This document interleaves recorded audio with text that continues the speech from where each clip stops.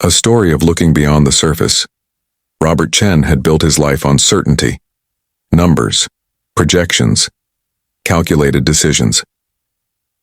So when his grandmother lay in the hospital, her final wish weighing on his heart, he made what seemed like a practical choice. Marry within the month, she'd whispered, or the company goes to your cousin. I won't have you alone, Robert. Not like I was after your grandfather passed. He was 42, successful, set in his ways. The idea of a marriage born from obligation rather than love felt hollow.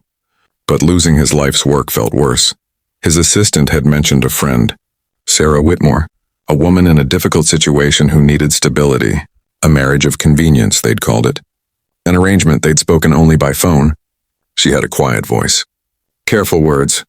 She'd been in an accident years ago, she'd said. She wasn't what people expected. If he was looking for beauty, she'd told him plainly, he should look elsewhere. I'm looking for honesty, he'd replied. Everything else is negotiable. The wedding was small, necessary. His grandmother's hospital room, with just a minister and 2 nurses as witnesses. His grandmother had smiled through her oxygen mask when Robert arrived. Dressed in his best suit. She's a good woman, his grandmother had whispered. I know it in my bones. Give her a chance, Robert. Really see her. Then Sarah arrived.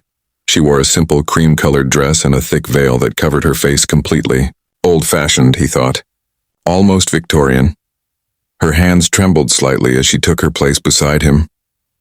Robert felt a strange tightness in his chest. Not anticipation. Something closer to guilt. This woman was marrying him for security. He was marrying her for a company.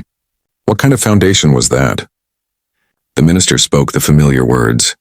Robert heard them as if from a distance. You may now kiss the bride. He reached for the veil slowly, giving her time to stop him if she wanted. She didn't move. He lifted the delicate fabric and saw her face for the first time. She was beautiful. Not in the polished magazine way, but in the way of real things. A scar ran along her left cheekbone, faint but visible. Her eyes were warm brown, filled with something that looked like both fear and hope. Freckles dusted her nose. But it wasn't her appearance that stopped him. It was the expression on her face. She was looking at his grandmother with such tenderness, such genuine care, as if this frail woman she'd never met somehow mattered to her. Hello, Sarah said softly, meeting his eyes finally. I'm sorry we had to meet this way. Don't be sorry, his grandmother whispered from the bed. This is exactly right. Robert didn't kiss her then. It felt too performative, too false for such a real moment. Instead, he took Sarah's hand gently. Hello, he said. Really, she smiled. Small but genuine. After the ceremony, after his grandmother had drifted into peaceful sleep, Robert and Sarah sat in the hospital cafeteria with terrible coffee. You expected someone ugly, Sarah said, not accusing, just stating fact. I expected someone who'd been hurt, Robert replied carefully. There's a difference. She stirred her coffee slowly. The accident was 12 years ago. Car crash. I was vain before, obsessed with appearances. When I woke up with scars, I thought my life was over. She paused. It took me years to realize it had just begun. The real one? What do you mean? I became a nurse. Started actually seeing people instead of just looking at them. Found out who my real friends were. Learned what mattered. She met his eyes. The scars weren't the tragedy. The shallowness before them was. Robert felt something shift in his chest. Why did you agree to this? He asked. The marriage. My brother needs surgery. Experimental, expensive. When your assistant mentioned an arrangement that could help. She shrugged. I thought I'd be helping both of us. But now I'm wondering if I'm just enabling you to avoid something real. Her honesty was startling. Maybe you are, he admitted. Or maybe you're giving me a chance at something I didn't know I was missing. 3 months later, Robert's grandmother passed peacefully.